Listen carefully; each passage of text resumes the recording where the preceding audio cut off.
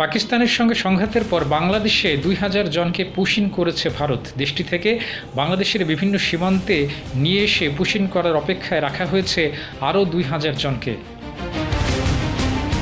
২২ April Jammu কাশ্মীরের পেহেলগামে বন্দুকধারীদের হামলায় ২৬ জন বেসামরিক নাগরিক নিহত হয়, যাদের মধ্যে ২৫ জনই ছিলেন পর্যটক। ওই ঘটনার পর ৭ মে ভারত পাকিস্তানে হামলা চালায়। ১০ মে ভারত এবং পাকিস্তানের মধ্যে যুদ্ধবিরতি হয়। এর আগে ভারতেও পাকিস্তান পাল্টা হামলা করেছিল।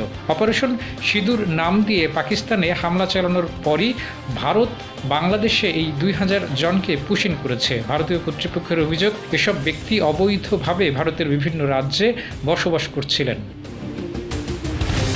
ভারত দাবি করছে, যারা পুশিনের অপেক্ষায় আছেন তারা ধরপাকড় এবং হাজতবাস এড়াতে নিজ থেকে বাংলাদেশে চলে যেতে চাইছেন। ভারত পাকিস্তানের মধ্যে যুদ্ধবিরতির পর থেকে ভারতের বিভিন্ন রাজ্যে বসবাসকারী অনুপ্রবেশকারীদের ধরতে ধরপাকড় অভিযান শুরু করে দেশটির কেন্দ্রীয় স্বরাষ্ট্র মন্ত্রণালয়।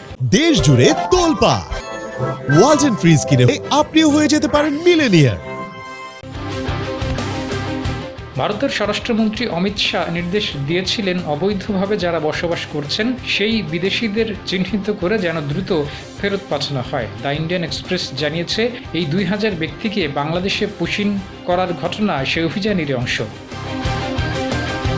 প্রতিবেদনে বলা হয়েছে, সীমান্তবর্তী রাজ্য ত্রিপুরা, মেঘালয় এবং আসাম ছাড়াও বিদেশিদের ধরতে অভিযান বেশি চলছে গুজরাট, হরিয়ানা, দিল্লি, মহারাষ্ট্র এবং রাজস্থানে। সবার আগে সবচেয়ে বেশি অবৈধ বসবাসকারী ফেরত পাঠায় গুজরাট। ঠেলে পাঠানো ২,০০০ ব্যক্তির মধ্যে অর্ধেকই ওই রাজ্যের।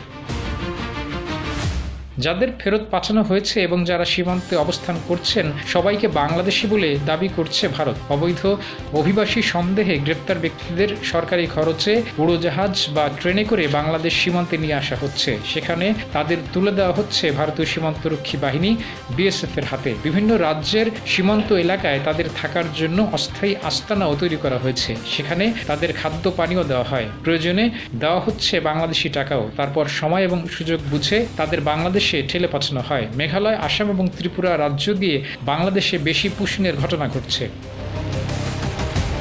যাদের পুশিন করা হচ্ছে এসব মানুষের সবাই দরিদ্র, বিভিন্ন ধরনের শ্রমিক, অনেকেই অনেক বছর ধরে নানা রকম কাজ করছেন।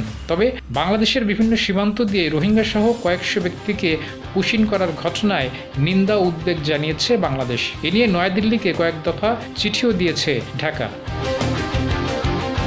ডেস্ক রিপোর্ট, জয় জয় দিন।